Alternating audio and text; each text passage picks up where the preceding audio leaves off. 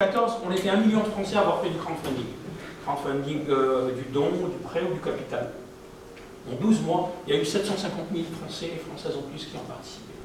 Ce qu'on a fait en 12 mois, c'est aussi important que tout ce qu'on a fait au jour d'aujourd'hui en France en crowdfunding, en nombre de participants. Donc il y a réellement une démocratisation de l'usage de cet outil de financement de projets. Si vous devez retenir des chiffres, je suis donateur. C'est quoi le ticket moyen en France? Donc ça, c'est des statistiques France. 50 €, c'est un chiffre qui n'est pas déconné. Voilà. Un donateur en moyenne, il donne 50 €. Un prêteur, il donne combien? Là, sur le prêt rémunéré, on peut commencer à 60, mais la moyenne en France, on prête en moyenne entre 200 et 300 €. L'investisseur en capital, on est plutôt sur des tickets un peu plus importants par contributeur, mais vous avez aujourd'hui plein de contributeurs qui sont à une centaine d'euros. Si vous êtes porteur de projet, statistiquement en France, quel est le ticket moyen, le budget moyen que vous pouvez espérer collecter?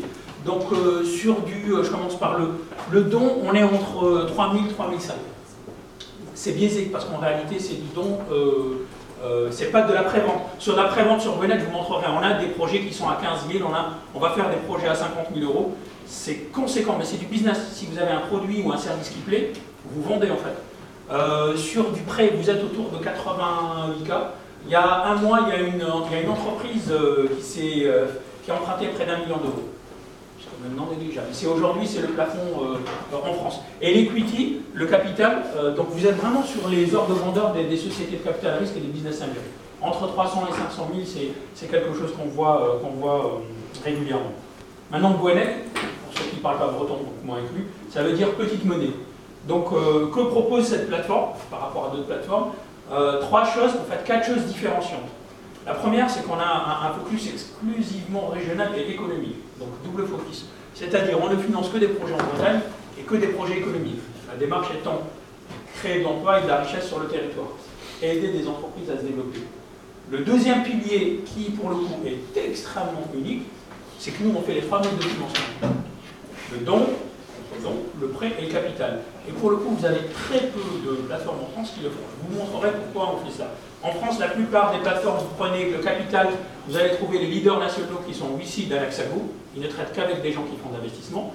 Vous allez sur du prêt, vous allez trouver Uniland, Landopolis, Landosphère, qui font que du prêt. Vous voulez faire du don, vous allez trouver Ulule, KissKissBankBank. On va être sur l'artistique, on va être sur la performance financière et de l'investissement. On regroupe les trois. Et il y a une bonne raison, et je vous la montrerai dans la prochaine slide, pourquoi on fait les 3 modes de financement. Le troisième élément extrêmement différenciateur, délibérément, on veut que tout le monde puisse participer. Parce que vous, en tant que porteur de projet, les gens vont certes préacheter un produit, ou vous prêter de l'argent ou investir, ou vous-même faire la même chose, sauf que le socle identitaire breton est un socle de création de richesse et d'emploi. Donc il faut absolument donner l'occasion à tout le monde de participer à cette aventure-là. Il ne faut surtout pas dire pour le capital, il te faut 2 000 € minimum.